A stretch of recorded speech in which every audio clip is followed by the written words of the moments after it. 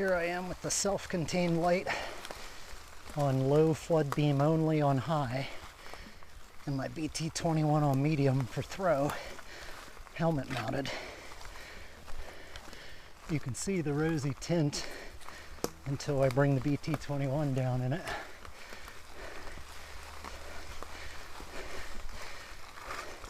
I don't know, I guess it's not too awful. I feel like the rosy tint makes it look dim.